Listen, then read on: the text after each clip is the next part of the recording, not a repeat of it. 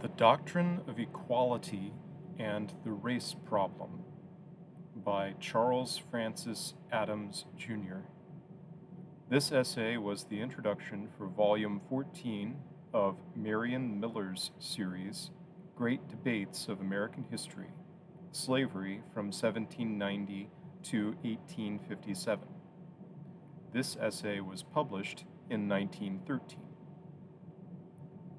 So far as the institution of slavery is concerned in its relation to ownership and property in those of the human species, I have seen no reason whatever to revise or in any way to alter the theories and principles which I entertained when I entered Harvard in 1853, and in the maintenance of which I subsequently bore arms between 1861 and 1865. Economically, socially, and from the point of view of abstract political justice, I hold that the institution of slavery, as it existed in this country prior to the year 1865, was in no respect either desirable or justifiable. That it had its good and even its elevating side, so far at least as the African is concerned, I shall not deny. On the contrary, I see and recognize those features of the institution far more clearly now than I should have said would have been possible in 1853, that the institution in itself, under conditions then existing, tended to the elevation of the less advanced race, I frankly admit I did not then think. On the other hand, that it exercised a most pernicious influence upon those of the more advanced race, and especially upon that large majority of the more advanced race who were not themselves owners of slaves. Of that I have become with time even more and more satisfied.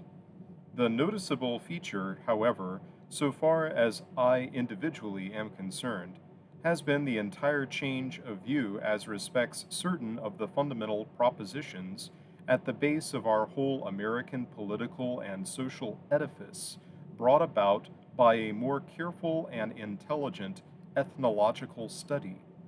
I refer to the political equality of man, and to that race absorption to which I have alluded, that belief that any foreign element introduced into the American social system and body politic would speedily be absorbed therein, and in a brief space thoroughly assimilated.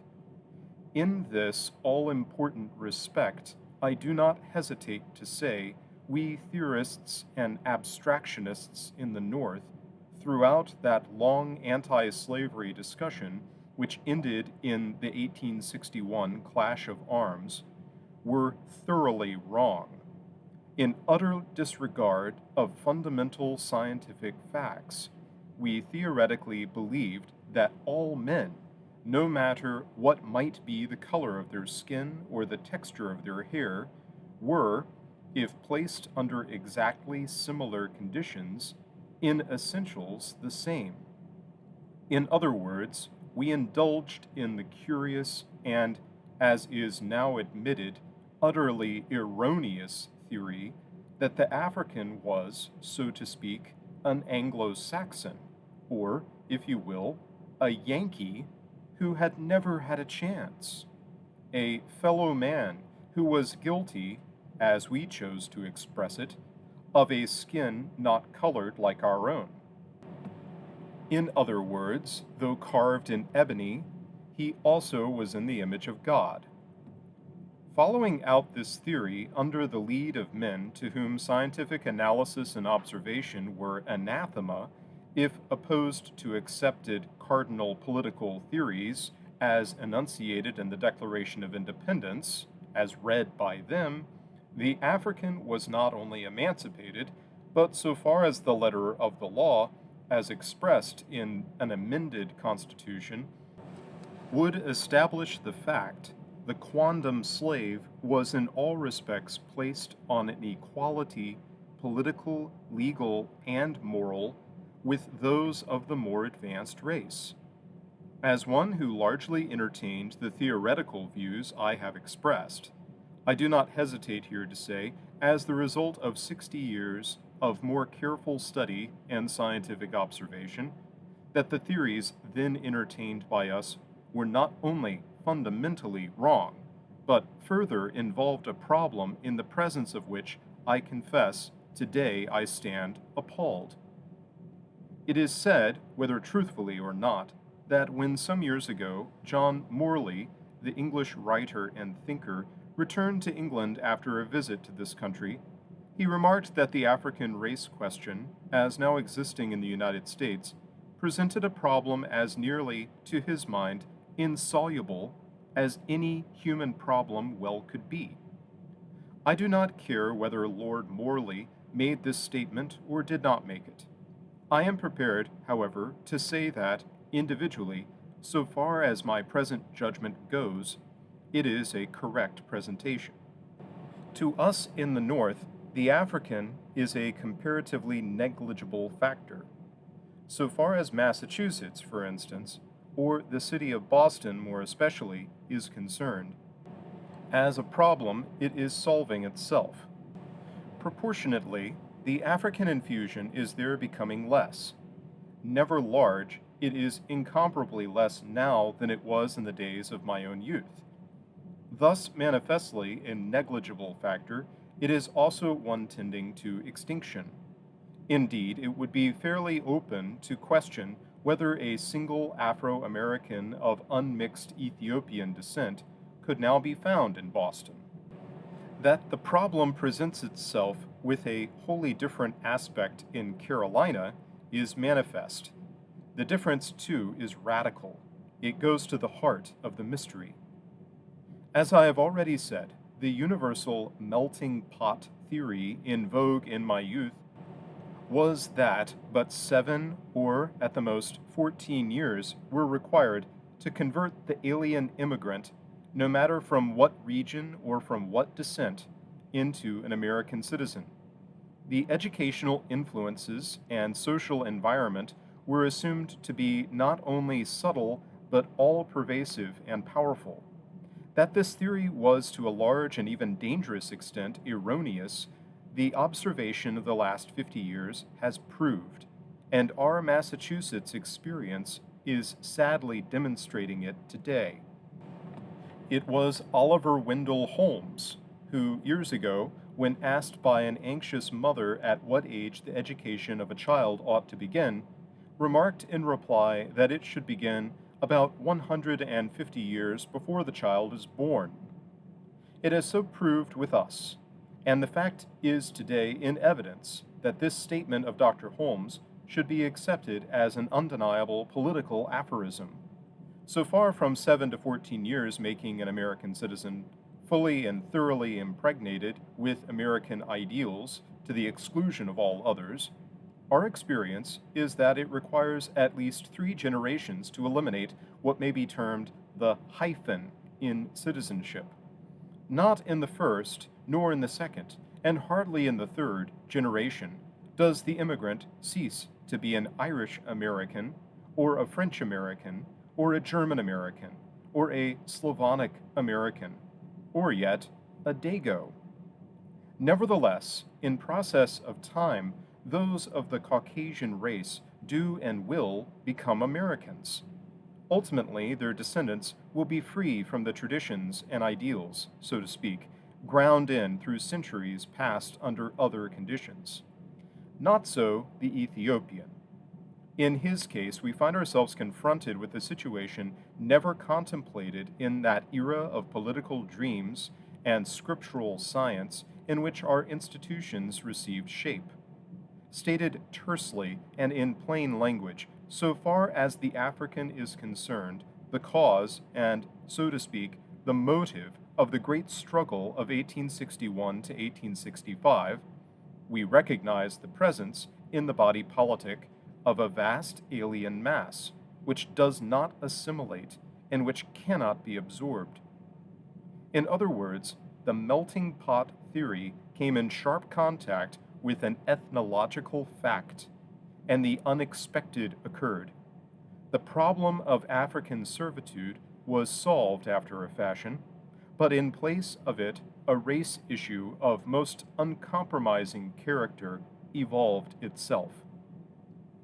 I am by no means prepared to go the length of an English authority in recently saying that, quote, emancipation on two continents sacrificed the real welfare of the slave and his intrinsic worth as a person to the impatient vanity of an immediate and theatrical triumph, end quote.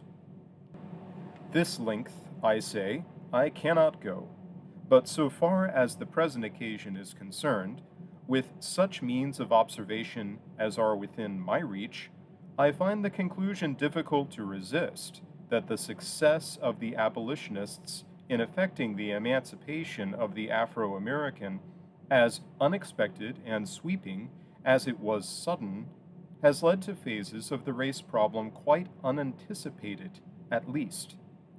For instance, as respects segregation.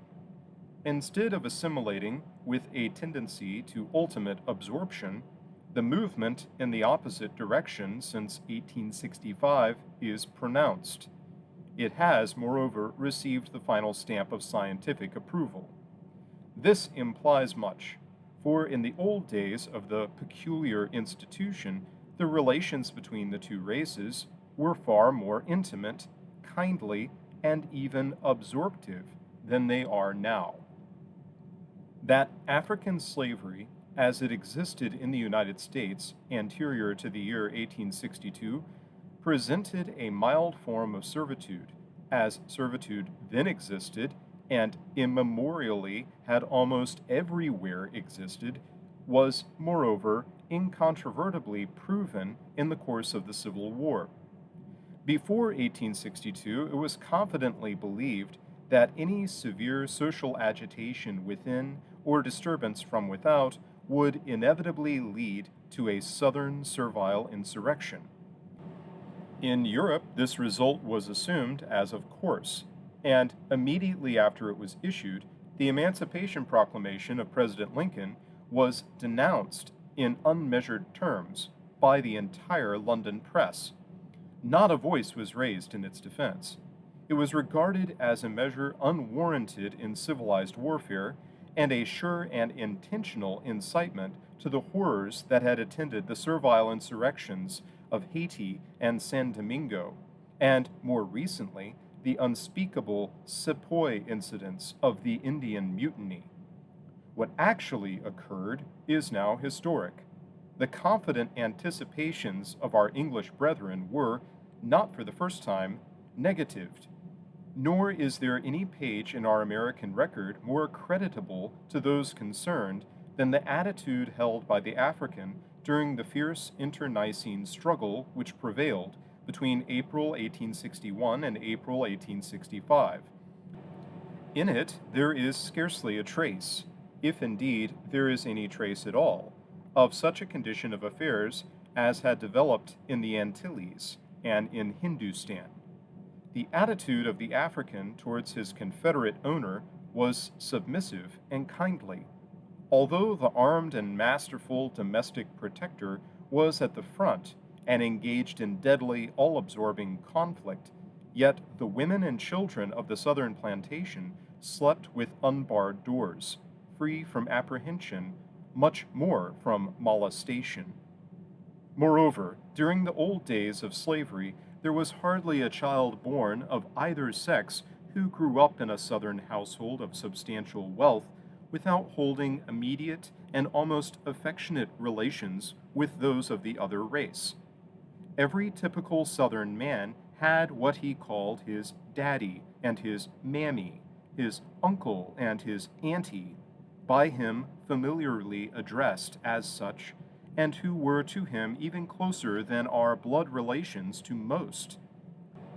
They had cared for him in his cradle. He followed them to their graves. Is it needful for me to ask to what extent such relations still exist? Of those born 30 years after emancipation, and therefore belonging distinctly to a later generation, how many thus have their kindly, if humble, kin of the African blood? I fancy I would be safe in saying not 1 in 20. Here, then, as the outcome of the first great issue occupying the thought and exciting the passions of the period before the Civil War, is a problem wholly unanticipated, a problem which, merely stating, I dismiss.